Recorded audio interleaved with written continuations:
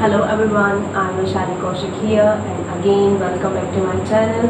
So today we will discuss the science section of your last year KVS PRT, that means 2018.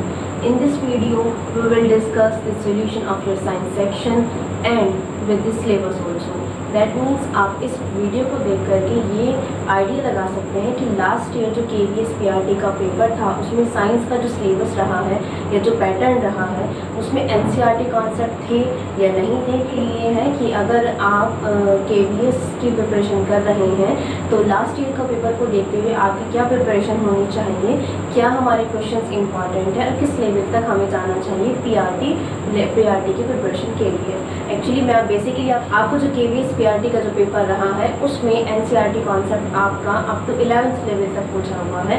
9th के questions भी आपको उसमें देखने के लिए मिलेंगे और 11th के क्वेश्चन मिलेंगे। So if you want to strong your NCERT concept so please subscribe our channel and watch the video till the end. ठीक है, so let's start your video.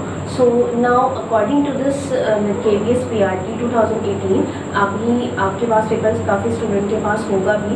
You can see the question on your screen also, आप screen पर भी question देख सकते हैं। अब हम डिस्कस करेंगे कि क्या सॉल्यूशंस रहेंगे क्वेश्चंस के और किस लेवल के वो क्वेश्चन। Now according to your first question that means 91 question जो होगा आपका, you can see the question on your screen also. तो यहाँ पर आपका पूछा हुआ है consider the following statement in the context of levers of third order. आपको जो बताना है थर्ड ऑर्डर के लीवर आपको बताना है। पहली बात तो ये जो 91 क्वेश्चन आपका आ रहा है, 91 क्वेश्चन नंबर जो 91 है ये आपका 11th क्लास में है। ऐसा नहीं कि पहले नहीं पढ़ा है आपने, 11th क्लास में भी है ये। ठीक है, 11th क्लास में फिजिक्स में 11th क्लास के फिजिक्स के NCERT कॉन्सेप्ट है ये। क्लियर, तो आपको समझ में आ गया इसका मतलब आपके PRT लेवल में 11th क्लास की फिजिक्स भी आ रही है। क्लियर, ये आपको जो फर्स्ट क्वेश्चन है 91 ये आपकी 11th क्लास की फिजिक्स का पार्ट है। Now come to the next question. इसमें सिर्फ आपको सिंपली बताना है कि आपको थर्ड ऑर्डर के जो आपके लेवर्स होते हैं वो क्या होंगे। तो इसका जो आपका करेक्ट ऑप्शन रहेगा वो आएगा A and C part. That means जो आपका A और C में ऑप्शन है, दैट मीन्स इन दोनों में इन दोनों में आयास आलम और भार के मध्य में होता है। चिमटी और मानव भुजा का हथेली पर भार थामे रखना तृतीय श्रेणी के दोनों की उदाहरण है। मतलब A और C ऑप्शन यहाँ पर करेक्ट है। दैट मीन्स आपको जो फोर्थ ऑप्शन है वो यहाँ पर करेक्ट हो जाता है। जो आपका करेक्ट आंसर होगा, देखिए वो यहाँ पर थर्ड आपको दिख रहा होगा येलो हुआ हुआ येलो पार्ट, लेकिन ये ऑप्शन करेक्ट नहीं है। Fourth option is correct A and C part. Clear, so now come to the next question 92। देखिए बेसिकली जो 90 क्वेश्चन है अगर हम बात करें तो 92 क्वेश्चन जो है आपका, that means question is which one is not a rabi crop, जो रबी क्रॉप में नहीं कंसीडर की जा सकती है।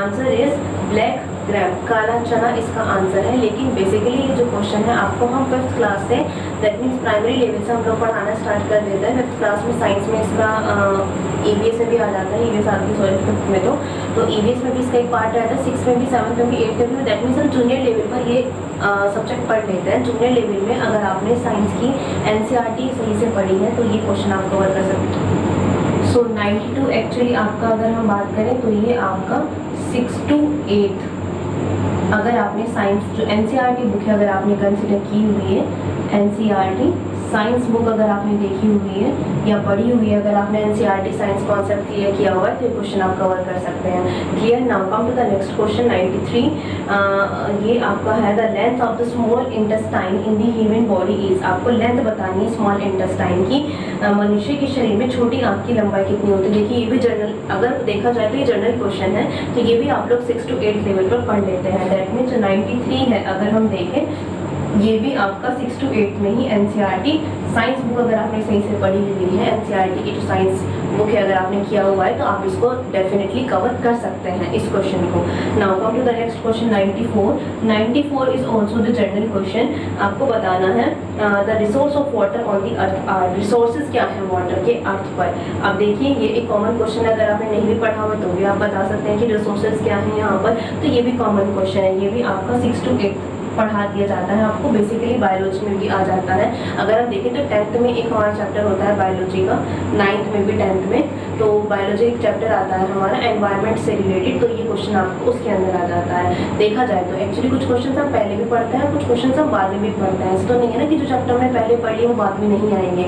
तो ये देखिए आपका बेसिकली 6 to 8 में भी आता है और हम एक पार्ट इसका 9th और 10th में पढ़ लेते हैं। Now come to the next question 95। What is 95? Which one is wrongly matched? इसमें बताना है आपको कि wrongly matched कौन सा है जो गलत है। इसका डेफिनेटली आंसर थर्ड है, सैटर्न प्लैनेट विदाउट रिंग, जबकि जो सैटर्न है वो रिंग के साथ होता है ना। आपको यहाँ पे बताना है wrongly matched कौन सा है, वो प्लैनेट जो रिंग्स के साथ नहीं है, ये बिल्कुल गलत है इसका आंसर। तो यहाँ पर ये जो गलत मैच हुआ वो सैटर्न है, तो थर्ड ऑप्शन आपका यहाँ पर गलत है। ठीक है, 95 का जो आंसर होगा वो होगा आपका 3। मैं यहाँ पर ऑप्शन भी लिख देती हूँ। 95 का ऑप्शन थर्ड करेक्ट है, 94 में आपका 4 ऑप्शन करेक्ट है, एंड 93 में आपका जो ऑप्शन करेक्ट है वो आपका 3 है, एंड 92 में आपका थर्ड है। ठीक है, एंड 91 में आपका 4th। क्लियर? तो 95 में आपका थर्ड। बेसिकली बात करें ये भी आपका जनरल लेवल पे क्वेश्चन है, NCERT science. That means PRT के लिए आपको 6 to 8 तक की कॉन्सेप्ट पता होना चाहिए। ठीक है, ये तो आपका हो ही गया है डिस्कस कि 6 to 8 तो आपका एनसीईआरटी कॉन्सेप्ट क्लियर करना ही है। But to the next question, question number 96। Okay, I hope आप लोगों ने स्क्रीनशॉट ले लिया होगा। अब मुझे यहाँ पर नेक्स्ट क्वेश्चन बताना है आपको। सो 96 सोडियम में सही इलेक्ट्रॉनों का वितरण है। The correct distribution of electrons in sodium is, आपको करेक्ट डिस्ट्रीब्यूशन बताना है। अगर हम सिलेबस की बात करें तो ये आपका 9th क्लास का क्वेश्चन है और 9th में केमिस्ट्री का क्वेश्चन है। आपका 9th में जो हमारी केमिस्ट्री है, 9th क्लास में जब हम केमिस्ट्री पढ़ते हैं तो वहाँ पर इलेक्ट्रॉनिक कॉन्फ़िगरेशन सिखाया जाता है। तो ये आपका 9th क्लास की केमिस्ट्री बेसिकली आप लोगों को आता होगा, लेकिन एक बात हो रही है जनरल की किस लेवल तक के क्वेश्चन हमसे लास्ट ईयर पूछे हुए हैं पेपर में। ठीक है, तो ये जनरल सी बात हुई कि अगर हमने देखा है कि लास्ट ईयर का जो पेपर है उसमें 9th क्लास की केमिस्ट्री भी आ रही है, 9th क्लास की फिजिक्स भी आ रही है और जनरल 6 to 8 तो आपका आता ही आता है। क्लियर? तो इसमें अगर हम बात करें किसी सोडियम के इलेक्ट्रॉनिक कॉन्फ़िगरेशन में बताना है तो वी नो दैट सोडियम का जो एटॉमिक नंबर होता है वो होता है 11। तो जो करेक्ट डिस्ट्रीब्यूशन होगा वो 2, 8, 1 होगा। क्लियर? तो ये आपने अगर पढ़ी हुई है एनसीईआरटी कॉन्सेप्ट आपको पता है तो आप कर लेंगे, इजी है वैसे। और 9th क्लास की केमिस्ट्री से क्वेश्चन था आपका, करेक्ट ऑप्शन हो जाएगा आपका 1। 96 का 1 जो ऑप्शन होगा वो इसका करेक्ट आंसर है। नाउ अगेन 97, देखिए अगेन जो 97 क्वेश्चन है ये आपका ऑप्शन ये है ऑप्शन करेक्ट है इसका 1 and basically it belongs to the 9th class physics. ये 9th क्लास की फिजिक्स का क्वेश्चन है। आपको ये बताना है वॉट सेकंड किसका मात्रक होता है या वॉट सेकंड किसकी यूनिट है, कौन सी क्वांटिटी है ऐसी जिसकी जो यूनिट होती है वॉट सेकंड होती है। तो कैसे बताएंगे वॉट सेकंड? एक्चुअली अगर हम बात करें तो जो वॉट होती है वो होती है पावर की। ठीक है, और क्योंकि इसके साथ सेकंड भी है तो सेकंड होता है किसका, टाइम का। तो आपको बताना है वॉट सेकंड, है ना। तो what second that means P into T, और P इंटू टी की अगर हम बात करें तो ये फॉर्मूला होता है फिजिक्स के according E is equals to P into t, that is energy का। ठीक है, तो ये जो आपका फॉर्मूला बना ये आपका एनर्जी का है। दैट मीन्स इसका फर्स्ट ऑप्शन करेक्ट है। एनर्जी की अगर हम बात करें तो एनर्जी इज इक्वल्स टू होता है P इंटू टी, और P की यूनिट होती है पावर एंड T मेजर होता है आपका बेसिकली सेकंड में। तो वॉट सेकंड जो यूनिट बन गई वो हो जाएगी आपकी एनर्जी की। Now come to the next question. So 98, what is 98? It belongs to your biology part. तो इसमें क्या बताया हुआ है, organ that transport blood to various part of human body is. organ भी बताना है जो ट्रांसपोर्ट करता है ब्लड को various part of the human body की various part को। देखिए ये 10th में भी आता है क्योंकि हार्ट तो आपका ऐसा टॉपिक है जो आगे तक चलता है। तो बेसिकली बता दिया जाता है इसको जूनियर लेवल पर ही, तो कंसिडर कर सकते हैं हम कि 6 to 8 में ही इसको कंसिडर किया है, क्योंकि ऐसा तो नहीं हार्ट बिल्कुल भी नहीं पढ़ते आप, ये तो कॉमन सी बात है। अगर देखा जाए तो ये कॉमन टॉपिक भी कहा जा सकता है। तो हार्ट आपका ऐसा ऑर्गन है जो क्या करता है, वेरियस पार्ट ह्यूमन बॉडी के वेरियस पार्ट को ब्लड जो है वो ट्रांसपोर्ट करता है। ठीक है, तो इसका जो करेक्ट आंसर हो जाएगा 98 की अगर मैं बात करूँ तो 98 का जो करेक्ट ऑप्शन होगा ये हो जाएगा आपका 1 हार्ट। तो बेसिकली ये भी किसका हुआ आपका 6 to 8 जनरल लेवल पर ही हम इसको मानेंगे क्योंकि ये लेवल इसका ज़्यादा हार्ड नहीं है ना। So students, now let us discuss the question number 99. What is question number 99? An object is covering distance in direct proportion to the square of the time elapsed. That means s is directly proportional to t square, and basically it is also the concept of your 9th class physics. देखा जाए तो ये भी किस class का chapter है, class का syllabus है आपका, ये 9th क्लास फिजिक्स से क्वेश्चन पूछा हुआ है। वहाँ पर हम इक्वेशन ऑफ मोशन स्टडी करते हैं। That means s is equals to u t plus half a t square. And what is half a t, मतलब अगर देखा जाए यहाँ पर तो एस और टी का डायरेक्टली रिलेशन है। दैट मीन्स ए की कुछ वैल्यू जरूर नहीं होगी। अगर ए की वैल्यू हम जीरो रख देते हैं यहाँ पर, एक्सीलरेशन अगर जीरो कंसिडर किया जाए according to the option of your question, तो अगर हम यहाँ पर ए की वैल्यू जीरो कंसिडर करते हैं तो जब आप ए की वैल्यू जीरो कंसिडर करेंगे तो ये पूरी ही टर्म आपकी क्या बन जाएगी, जीरो। लेकिन ये पॉसिबल नहीं है because s directly proportional to t square, मतलब ए की कोई वैल्यू है। और अगर हम डायरेक्टली ग्राफ प्लॉट करें यहाँ पर तो ये ग्राफ आएगा यहाँ पर, इसमें s is directly proportional to t square. जब भी आप इस टी स्क्वायर के साथ सिंपल फिजिकल क्वांटिटी के साथ रिलेशन देखते हैं तो आपका ये इस टाइप का पैराबोलिकल ग्राफ आप प्लॉट करते हैं। ठीक है, तो इसमें जो आपका रहेगा, तो the first option is the object is moving with zero acceleration. ये नहीं हो सकता है, ये तो बिल्कुल भी नहीं होगा। The acceleration of the object is constant. जो एक्सेलरेशन है वो ऑब्जेक्ट का क्या रखा गया है, कांस्टेंट रखा गया है। ये आप यहाँ पर कह सकते हैं और यही इसका करेक्ट आंसर है, क्योंकि एक्सेलरेशन ऑब्जेक्ट का कांस्टेंट माना गया है। तभी हमने बता दिया कि जो डिस्टेंस है वो सिर्फ और सिर्फ डिपेंड कर रही है, डायरेक्टली डिपेंड कर रही है टाइम के स्क्वायर की। अगर होता उसकी वैल्यू कुछ इफेक्टिव होती तो बताई जाती यहाँ पर। दैट मीन्स इसमें एक्सेलरेशन आपका क्या रह रहा है, कांस्टेंट रह रहा है। तो यहाँ पर हम कौन सा ऑप्शन करेक्ट बता सकते हैं। क्वेश्चन नंबर 19 का कौन सा ऑप्शन करेक्ट होगा। क्वेश्चन ये है आपका option number 2। Option number 2 is correct answer. Option number 2 is correct. That means acceleration of the object is constant. If you have any query regarding any question, then you can drop your comment in the comment section. ठीक है, so देखा जाए तो यहाँ पर आपका option number 2 is correct answer, correct option. Now come to the next question. Next question is question number 100. Okay, what is question number 100? Which one is wrong statement? इसमें से रॉन्ग स्टेटमेंट कौन सा है आपका? You can see the question on your screen. Solid and liquid can not be compressed while gases can be compressed. देखिए, solid और liquid को compress नहीं किया जा सकता, लेकिन गैसेस को हम कंप्रेस कर सकते हैं।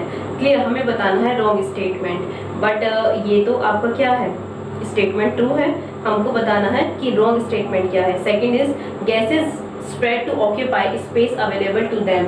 गैस सभी उपलब्ध स्थान को घेर लेती हैं, ये भी करेक्ट आंसर है, ये भी करेक्ट स्टेटमेंट है। Sorry, liquids evaporate silently and producing cooling effect, है ना। द्रव शांति के पूर्वक वाष्पीकृत कर शीतलता पैदा करते हैं, ये भी करेक्ट स्टेटमेंट है। जो लिक्विड्स होते हैं वो क्या हो जाते हैं, इवेपोरेट हो जाते हैं साइलेंटली और प्रोड्यूस करते हैं कूलिंग इफेक्ट, ये भी ठीक है। The mass of 0.5 mole of N2 gas and 0.5 mole of nitrogen atom are 28 gram and 40 gram respectively. ये आपको कैलकुलेट करके देखना होगा इट इज करेक्ट और नॉट। एक्चुअली बात की जाए तो ये भी 9th क्लास की केमिस्ट्री का स्टेटमेंट है आपका। तो देखिए, बेसिकली फिर वही बात आ रही है कि दैट मीन्स 9th क्लास का सिलेबस आपका जरूर है। So if you want to talk about the fourth option, actually हमारे पास एक फॉर्मूला होता है, that means mole is equal to given mass। ये 9th क्लास में केमिस्ट्री का पार्ट है आपका, और मोलर मास। तो बात की जाए यहाँ पर 0.5 मोल ऑफ N2 गैस, 0.5, तो यहाँ पर तो मोल की वैल्यू क्या है, 0.5 mole of N2 gas, N2 की बात हो रही है। हाँ, मोल की वैल्यू जो आपको गिवन है वो 0.5 मोल है। एंड गिवन मास जो दिया हुआ है वो हम चेक करेंगे, तो गिवन मास आपका क्या रहेगा, एज इट इज रहेगा यहाँ पर। क्लियर, आपको मोलर मास देखना है। What is molar mass? Molar mass होता है आपका एटॉमिक मास। नाइट्रोजन की बात करें तो नाइट्रोजन होता है 7n14, बट यहाँ पर हमें N2 के लिए कैलकुलेट करना है, तो एक सिंगल N के लिए हो गया 14, एंड यहाँ पर मल्टीप्लाई करेंगे किससे, 2 से, बिकॉज यहाँ पर n के 2 एटम प्रेजेंट है, तो 14 × 2 दैट इज 28। सो यहाँ पर आप वैल्यू क्या रखेंगे, 28। Now solve it, 0.5 multiply 28 is equal to given mass. आप, मैं इसको शॉर्ट कर रही हूँ G.M। तो जब आप इसे सॉल्व करेंगे, 5 2 10 एंड 2 1 2 2 4 8, तो दैट मीन्स जो गिवन मास आना चाहिए, गिवन मास आएगा आपका 14 ग्राम। बट क्वेश्चन में गिवन है, यहाँ पर क्वेश्चन में है आपका कितना है कि N2 के लिए कितना दिया हुआ है, जो मास है, गिवन मास होना चाहिए वो 28 ग्राम। का हमारा कैलकुलेट करने की बात आ रहा है 14 ग्राम, लेकिन क्वेश्चन में गिवन है 28 ग्राम। दैट मीन्स स्टेटमेंट हो गया गलत। आप सेकंड उसके लिए भी इसी टाइप से कैलकुलेट कर सकते हैं। जब ये N2 के लिए 14 ग्राम आ रहा है तो सिंपल N के लिए कितना आएगा, आप इसका हाफ कर दीजिए, 14 आ जाएगा। ठीक है, तो यहाँ पर ये स्टेटमेंट गलत है। That means fourth option is incorrect. 100 का जो पार्ट है डी, ये आपका करेक्ट आंसर है, क्योंकि उसने आपसे रॉन्ग स्टेटमेंट पूछा था। अबव 3 स्टेटमेंट आपके करेक्ट हैं। Now come to the next question. Yeah, so 101, at time t is equal to 0, a scooter has a velocity of 21 meter per second। देखिए टाइम इज इक्वल टू 0 है यहाँ पर, तो scooter की जो velocity है वो 21 मीटर पर सेकंड है। इट स्लोज डाउन, मतलब वो अपनी वेलोसिटी को कम करता है एक्सेलरेशन के साथ। एक्सेलरेशन ऑफ 50 सेंटीमीटर पर सेकंड स्क्वायर, मतलब उसने एक्सेलरेशन को कम कर दिया है। यहाँ पर जब स्लो डाउन आ रहा है दैट मीन्स ए की जो वैल्यू आएगी वो आपकी नेगेटिव आएगी। और बात करें सिलेबस की, तो ये भी आपके 9th क्लास के फिजिक्स का क्वेश्चन है। ठीक है, अगर सिलेबस की बात की जाए तो ये भी आपके 9th क्लास का क्वेश्चन है, फिजिक्स का क्वेश्चन है ये आपके। तो अगेन 9th क्लास का कॉन्सेप्ट आपको क्लियर होना चाहिए। एनसीईआरटी कॉन्सेप्ट है ये, मैं डैम श्योर हूँ ये आपके एनसीईआरटी कॉन्सेप्ट है और एनसीईआरटी एक्सरसाइज पे ही टोटली बेस्ड है। At time t is equal to 0, scooter has a velocity, तो यहाँ पर उसने एक्सेलरेशन को अपना स्लो डाउन किया। At the end of 4 seconds the scooter has traveled। आपको ये बताना है at the end of 4 seconds, मतलब 4 सेकंड के एंड उसने कितनी डिस्टेंस ट्रैवल की है। दैट मीन्स s की वैल्यू आपको कैलकुलेट करनी है, आपको s की वैल्यू कैलकुलेट करनी है। And we know that s is equals to ut plus half at square. या and now we know that the second equation of motion s is equals to ut plus half at square. So what is s here, s हमें calculate करना है। What is u, question में given है आपकी 21, and what is t, t is 4 second plus half. a की value क्या रखी जाएगी, नेगेटिव, क्योंकि उसने स्लो डाउन किया है। Slow down that means 50 centimetre, यहाँ पर सेंटीमीटर है, 50 सेंटीमीटर है आपका। 50 सेंटीमीटर को आप किसमें कन्वर्ट करेंगे, मीटर में। तो यहाँ पर सेंटीमीटर को आप कन्वर्ट करेंगे किसमें, मीटर में। सो 0.5 इंटू 4 दैट इज 4 इंटू 4 4 16 हो जाएगा। तो हम इसको सिंपली सॉल्व कर लेते हैं। ये हो जाएगा आपका 84। अब माइनस है तो ये माइनस में कन्वर्ट हो जाएगा आपका। And 5/10 by removing the decimal, so into 16, 5 2s are 10 and 2 8s are 16 and 2 4s are 8, so 84 minus 4 is equals to 80 meter. So s is equals to 80 meter is your correct answer. That means your first option. The question of 101, the correct option is option number 1. आपका 101 का जो correct answer होगा वो 1 होगा। Now come to the next question, 102. What is 102?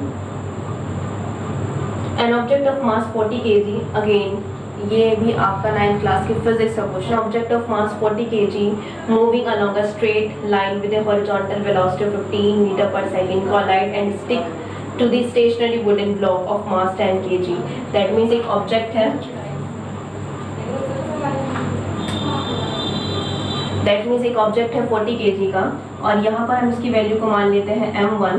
ये आपका जो straight line में चल रहा है हॉरिजॉन्टल वेलोसिटी के साथ, और जो v1 है आपकी वो 15 है। ये चलता हुआ किसी दूसरे ऑब्जेक्ट से क्या कर जाता है, कोलाइड। एक वुडन ब्लॉक है जिससे ये क्या कर जाता है, एक वुडन ब्लॉक है जिससे क्या कर जाता है, कोलाइड। इसका मास कितना है, m2 is equals to 10 kg। Combined object and the wooden block, मतलब अब इसके बाद जब इनका कॉलिजन हुआ है, ये टकरा गए हैं, तो एक नए ऑब्जेक्ट इन्होंने बना दिया है। दैट मीन्स ये दोनों ही ऑब्जेक्ट मिल गए हैं। यहाँ पर हम कंसिडर कर सकते हैं m1 plus m2 after collision, और अब दोनों की ही मिलकर के एक ही स्पीड हो जाएगी v। तो by the law of conservation of mass and the syllabus of 9th class physics, from the syllabus of 9th class physics, तो हम वहाँ पर पढ़ते हैं m1 v1, it is the law of conservation of momentum. So law of conservation of mass, that means law of conservation of momentum. So m1 v1 plus m2 v2 is equals to, यहाँ पर same situation रहेगी आपकी। ये क्या हुआ, collision हो गया। That means m1 plus m2 into v, ये नई वेलोसिटी हो गई। आप u1 u2 भी ले सकते हैं। यहाँ पर आप अगर u1 u2 लेना चाहते हैं u1 u2 भी ले सकते हैं। क्लियर। तो इसमें आपने क्या देखा, पहले ये सिचुएशन थी m1 v1 और ये आपका स्टेशनरी था, ये चलता हुआ मोशन स्ट्रेट लाइन में चलता हुआ इससे कोलाइड हुआ, स्टिक हुआ, उसके बाद ये कंडीशन आई है। तो अगर हम देखें m1v plus m2v2, now we want to calculate the velocity v। Collision के बाद जो ये सिचुएशन आई है, अब इसकी वेलोसिटी क्या होगी, v कैलकुलेट करना है। That means v is equals to m1v1 plus m2v2 and upon में m1 plus m2। That is v is equals to what is m1? m1 is equal to 40 and 40 multiply 15 plus v2 नहीं है तो ये पूरा ही zero हो जाएगा, ये पूरा आपका कंप्लीट फैक्टर जीरो आ जाएगा। Then again 40 plus 10, so after this solution is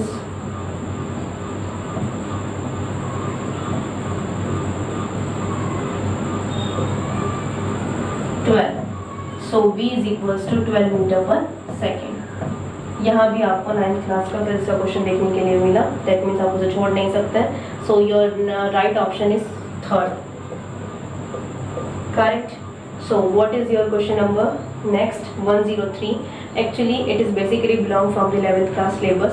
कोई भी ऑब्जेक्ट आपका या any object cover to consecutive equal distances with speed v1 and v2, the average speed of the object is. देखिए ये आप directly है वहाँ पर फॉर्मूला, जब आप 11th क्लास के फिजिक्स में चैप्टर देखेंगे, motion in a straight line 2D है, मोशन यहाँ motion in a straight line या motion in a straight line, तो वहाँ पर जब आप देखते हैं तो यहाँ पर वो एक डायरेक्ट फॉर्मूला होता है इसके लिए, तो वो है आपका फोर्थ ऑप्शन। दैट मीन्स अगर हम बात करें नेक्स्ट क्वेश्चन की, तो 103 के लिए ये आपका डायरेक्ट फॉर्मूला है ऑप्शन नंबर 4। अगर हम डायरेक्ट बात करें तो ये है आपका direct formula 2v1v2 upon v1 plus v2, ये आपका डायरेक्ट फॉर्मूला है। बिकॉज जब आप स्टडी करेंगे तो वहाँ पर डायरेक्ट है ये, तो हम प्रूफ करते हैं सिंपल फॉर्मूला से, लेकिन जब आप स्टडी करेंगे तो आप समझ जाएंगे। अदरवाइज अगर आप प्रॉब्लम फेस करते हैं then you can drop your value. What is question 104। 8 metric ton द्रव्यमान, प्रत्येक डिब्बे का द्रव्यमान 2 मीट्रिक टन है, को क्षैतिज पटरी पर बल लगाकर खींच रहा है। यदि इंजन पर ये बल लगता है तो पटरी चिकनी है, तो डिब्बा नंबर 1 डिब्बे नंबर 2 पर कितना बल आरोपित करेगा। Now come to the English language. And 8 metric ton engine, कोई भी एक इंजन है जिसका जो अगर हम बात करें मास की ही अगर मैं बात करूँ या वेट की ही अगर मैं बात करूँ, तो वेट इंजन का कितना है 8 मीट्रिक टन। 1 मीट्रिक टन होता है आपका 1000 के इक्वल, दैट मीन्स 8000 kg। और इस ट्रेन में जितने भी आपके वैगन है 5 वैगन है, तो वेट ऑफ वैगन कितना हो जाएगा, ये हो जाएगा आपका 5 मल्टीप्लाई, एक वैगन की जो वैल्यू है वो 2 है, 2 मल्टीप्लाई करेंगे 1000 से, बिकॉज 2 मीट्रिक टन है, तो टोटल वेट हुआ आपका जो जितने भी कंपार्टमेंट है या जितने वैगन है, सॉरी वैगन का जो टोटल वेट हो गया है वो आपका हो गया है, ठीक है। आप देख लेंगे इसको, तो टोटल वेट की अगर मैं बात करूँ तो टोटल वेट कितना हो जाएगा, this plus this. Okay now अब एक्चुअली आपको कैलकुलेट करना है फोर्स की वैगन 1 वैगन 2 पर कितना लगा रहा है, ठीक है। लेकिन वैगन 2 के पीछे बाकी भी तो कंपार्टमेंट होंगे, तो अगर हम बात करें तो ये टोटल वेट की बात की जाए तो कितना होगा। अगर आप इसको ध्यान से देखें तो वैगन 1 के साथ क्या लगा हुआ है, इंजन भी तो लगा हुआ है, वैगन 1 के साथ इंजन भी तो कनेक्ट होगा, तो वो लास्ट वाले सेकंड वाले वैगन पे कितना फोर्स लगाएगा। इसके लिए आपको क्या देखना है कि F is equals to m into a के अकॉर्डिंग आपके पास एक्सेलरेशन भी होना चाहिए। मास तो आप यही रखेंगे इनके लिए जो आप कैलकुलेट कर रहे हैं, थिंक अबाउट इट। एक्सेलरेशन पहले कैलकुलेट करना है, तो उसके लिए आपको क्या करना होगा, हम जानते हैं F is equal to m into a होता है और A is equals to F over m होता है। तो आपका जो इंजन फोर्स लगा रहा है वो भी आपका क्वेश्चन में गिवन है, और इंजन कितना फोर्स लगा रहा है ये था आपका 3.5 into 10 raise to the power 4। दोनों वैल्यूज़ को कैलकुलेट, ये दोनों वैल्यू यहाँ पर पुट करिए, आपको वैल्यू एक ही मिल जाएगी, ठीक है। सो ये वैल्यू आपको क्वेश्चन में गिवन है, ये हमने कैलकुलेट किया है यहाँ से। तो by putting these 2 values we can calculate the value of. देखें तो जब आप इसको सॉल्यूशन आप यहाँ पर करेंगे तो ये आएगा आपका 1.944 मीटर पर सेकेंड स्क्वायर, ये आपकी एक ही वैल्यू है। Now put this value here. अब वैगन 1 वैगन 2 पर कितना लगा रहा है, तो अगर देखा जाए यहाँ पर तो मास जो होगा वो लास्ट के 4 वैगन का भी तो कैलकुलेट करना होगा आपको, उसके पीछे भी तो कनेक्ट है ना, कितने बोले गए हैं यहाँ पर 5, तो तो एक को निकाल दीजिए, लास्ट में कितने बचे हैं, 4 वैगन बच रहे हैं ना अभी, तो 4 वैगन पे लगेगा ना एक वैगन, बाकी के बचे हुए सभी वैगन पे क्योंकि वो दूसरे से कनेक्ट है। तो क्या हो जाएगा, टोटल मास अगर देखा जाए तो 8000 आना चाहिए आपका। कैसे, क्योंकि लगे हुए हैं इस टाइप से 4, और ये जब पहले वाला इन सबको लेगा तो वो इसके साथ ये कनेक्ट है, ये कनेक्ट है, ये कनेक्ट है, इसका मतलब वो सिर्फ इस पे नहीं लगाएगा, वो बाकी सब पर भी लगाएगा। तो मास कितना होगा इन सब का जो टोटल है, तो वो कितना है। अगर हम बात करें 1 मीट्रिक टन की तो बात की गई थी ना यहाँ पे, सॉरी 2 मीट्रिक टन की बात की गई थी, तो 2 2 2 एंड 2 क्लियर, 8 आ जाएगा। 2 + 2 + 2 + 2 8 and multiply what is a here 9.1.94 आप कैलकुलेट करेंगे तो जो आपका आंसर मिलेगा, मेरे अकॉर्डिंग इसका जो आंसर होना चाहिए वो आपका थर्ड ऑप्शन होना चाहिए। मेरे अकॉर्डिंग इसका आंसर आपका क्वेश्चन नंबर 3 होना चाहिए। If you have any doubt, because यहाँ पर आप क्वेश्चन नंबर 4 में, सॉरी ऑप्शन नंबर 4 है, बट मेरे अकॉर्डिंग इसका आंसर होगा option number 3 is right. You can check, and if you have any query then again you can drop your query in the comment section. So मेरे according इसका जो answer होगा वो होगा option number 3। Now come to the next question 105। इसमें आपको बताना है which food gives energy instantly, मतलब फूड ऐसा है जो एनर्जी डायरेक्ट देता है। ये भी आपकी 9th क्लास के फिजिक्स का ही है। देखिए अगर मैंने नहीं बताया हो, 9th क्लास की फिजिक्स का ही है। Which food gives energy instantly, ये आपका जर्नल क्वेश्चन है, ये आपका जर्नल है। 105 जो रहेगा 105 आपका जर्नल क्वेश्चन है। दैट मीन्स आप जूनियर लेवल पर पढ़ चुके होते हैं कि किस टाइप का जो फूड है वो हमें इंस्टेंटली एनर्जी देते हैं। 105 में आपको कोई पर्टिकुलर लेवल नहीं है, 6, 7, 10 में हम लोग साइंस में स्टडी कर चुके होते हैं। Now come to the next question 106 एक ऐसा क्वेश्चन है आपका, आप देख सकते हैं इसमें एक जीप है जो है वो मूविंग कंडीशन में स्ट्रेट लाइन पाथ पर है, यूनिफॉर्म वेलोसिटी पर, उसकी वेलोसिटी में कोई चेंज नहीं आ रहा है। तो अगर आप बैठे बैठे जीप में किसी बॉल को उछालते हैं तो उसकी बॉल की कंडीशन क्या हो कुछ टाइम के बाद। तो देखिए जब यूनिफॉर्म वेलोसिटी के साथ चलते हैं, आप कोई ब्रेक अप्लाई नहीं करना है, कोई ब्रेक आप अप्लाई नहीं करते हैं, तो जब आप ब्रेक अप्लाई नहीं कर रहे हैं या आप एक्सेलरेट नहीं कर रहे हैं, मतलब स्पीड नहीं बढ़ रही है, वेलोसिटी आप इंक्रीज नहीं कर रहे हैं, तो उससे बॉल की कंडीशन पे कोई इफेक्ट नहीं आएगा, वो सीधा आपके हाथ में ही वापस आएगी। That means according to me the first option is correct. Ball falls back in his hand, उसके हाथ में ही वापस गिरेगी। करेक्ट ऑप्शन होगा वो होगा आपका option number 1। Now come to the next question 107। So 107 क्या है आपका, if the distance time graph of the motion of an object is a straight line but not parallel to the time axis, that means अगर हम बात करें, yes, now come to the next question 107। if the distance time graph ये distance हो गया, ये time हो गया आपका, तो distance time graph of the motion of an object is a straight line but not parallel, मतलब स्ट्रेट लाइन है लेकिन पैरेलल नहीं है टाइम एक्सिस के, मतलब ये पैरेलल लाइन नहीं है, स्ट्रेट लाइन है ये भी लेकिन ये पैरेलल नहीं है टाइम एक्सिस के, ये पैरेलल नहीं है टाइम एक्सिस के। तो आपको क्या करना होगा, आपको बताना है actually that it may be concluded that the object is moving with a. तो ऑब्जेक्ट जो मूव कर रहा है वो कैसे आप कंक्लूजन निकाल सकते हैं, नॉन जीरो एक्सेलरेशन है, कांस्टेंट एक्सेलरेशन है, इंक्रीजिंग एक्सेलरेशन है, कांस्टेंट या कांस्टेंट वेलोसिटी है आपकी, ठीक है। डिस्टेंस टाइम ग्राफ में अगर आपकी स्ट्रेट लाइन आती है तो आपका क्या मतलब है, यहाँ पर फर्स्ट ऑप्शन के अकॉर्डिंग आप क्या मतलब क्वेश्चन पढ़ने के बाद आप क्या कंक्लूजन निकालते हैं कि ऑब्जेक्ट किस तरह से मूव कर रहा है। नॉन जीरो एक्सेलरेशन तब होता अगर ये स्पीड टाइम ग्राफ होता आपका, तब हम वहाँ पर बात कर सकते थे। यहाँ पर आप क्या देख रहे हैं कि ये इक्वल टाइम में इक्वल डिस्टेंस, अगर हम देखें ये इक्वल टाइम में इक्वल डिस्टेंस कवर कर रहा है। तो यहाँ पर अगर बात की जाए तो ये आपको कांस्टेंट एक्सेलरेशन नहीं बताएगा, इंक्रीजिंग एक्सेलरेशन नहीं बताएगा, ये कांस्टेंट वेलोसिटी को बताएगा। That means your option is 4। That means जितनी जैसे जैसे टाइम इंक्रीज हो रहा है वैसे वैसे आपकी डिस्टेंस भी इंक्रीज हो रही है, लेकिन इक्वल डिस्टेंस और इक्वल इंटरवल ऑफ टाइम में जितना टाइम बढ़ रहा है उतनी डिस्टेंस बढ़ रही है। दैट मीन्स वेलोसिटी जो है वो आपकी कांस्टेंट है, वो बढ़ और घट नहीं रही है। अगर उसमें मतलब इंक्रीजिंग या डिक्रीजिंग ऑर्डर में बात होती तो फिर एक्सेलरेशन के साथ होता। पहली बात अगर द फर्स्ट थिंग इज अगर बात हो रही है किसकी, डिस्टेंस टाइम ग्राफ की, तो डिस्टेंस टाइम ग्राफ में जब आप बात करते हैं तो आप बात करते हैं वेलोसिटी के लिए, ना कि एक्सेलरेशन के लिए। स्पीड टाइम ग्राफ होता तो आप एक्सेलरेशन के लिए बात करते हैं। नेक्स्ट क्वेश्चन हो जाएगा 108। देखिए यह आपका उसमें आ जाता है 10th क्लास में, which compound is saturated acyclic hydrocarbon. Direct है, आपको बताना है कि सैचुरेटेड है, असाइक्लिक हाइड्रोकार्बन है ना, असाइक्लिक हाइड्रोकार्बन है, सैचुरेटेड है, तो यह आपका होता है सैचुरेटेड में आ जाएंगे आपके जिसमें सिंगल बॉन्ड्स होते हैं सभी, और असाइक्लिक मतलब हाइड्रोकार्बन की जब हम बात कर रहे हैं तो ये ओपन चेन स्ट्रक्चर होगी तुम्हारी। Butane is the correct answer, वो देख भी सकते हैं आप 108 में कि 9th क्लास की केमिस्ट्री से क्वेश्चन है, सॉरी 10th क्लास की केमिस्ट्री का क्वेश्चन है। इसका जो करेक्ट ऑप्शन होगा 108 का वो 1 होगा, 108 and option number 1 is correct. Now come to the next question 109। Pick out the correct statement. Statement, सही स्टेटमेंट क्या है? Burning of fuel is a physical change.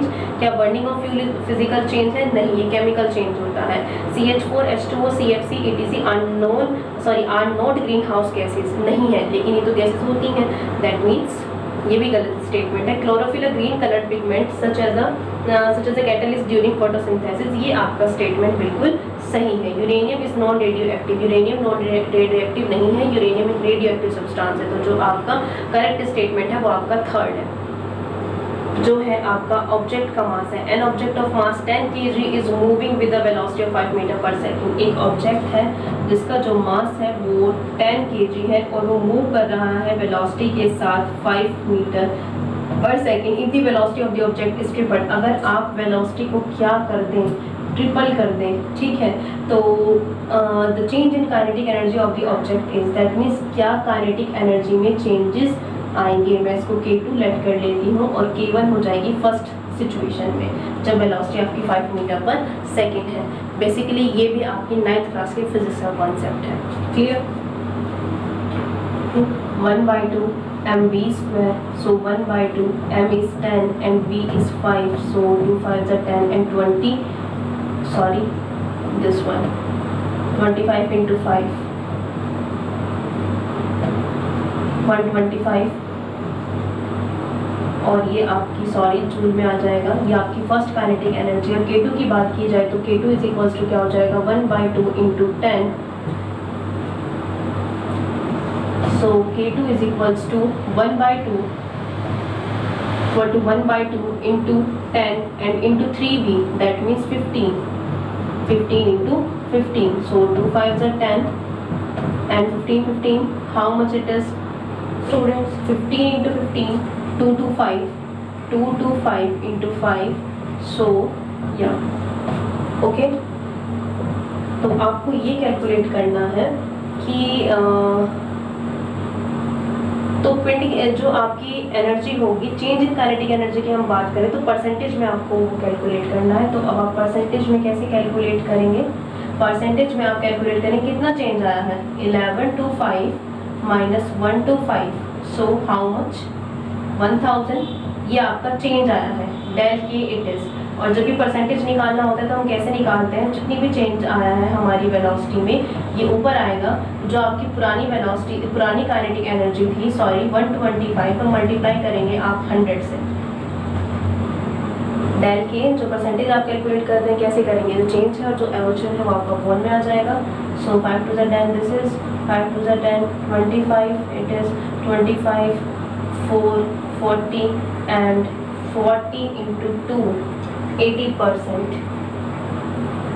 so 4 to the 8, that is 800%। तो in the last I want to say that after the solution of this paper हमने एक common सा idea क्या calculate किया है कि अगर हमें नेक्स्ट KVS PRT की प्रिपरेशन करनी है तो हमने देखा कि लास्ट ईयर जो पेपर पैटर्न रहा है उसमें आपके 9th 11th और जूनियर लेवल के सभी क्वेश्चंस आए हैं। दैट मीन्स फिजिक्स केमिस्ट्री ये आपकी 9th की एटलीस्ट 9th की तो होनी ही चाहिए, तभी आप 20 में से एटलीस्ट 15 to 18 क्वेश्चन आप कवर कर पाएंगे 11th के कॉन्सेप्ट को अगर आप छोड़ दें। तो ये हमारा कंक्लूजन था। दैट मीन्स लास्ट ईयर के पेपर को अगर हम देखें तो वहाँ पर आपका जूनियर लेवल से भी क्वेश्चन आए हैं, 9th क्लास से भी आए हैं और 11th क्लास से भी क्वेश्चन आए हैं। So now you are smart, आप समझ सकते हैं आपको अपनी प्रिपरेशन कैसे करनी है। So if you like the video please like share and subscribe my channel. Thank you, bye bye.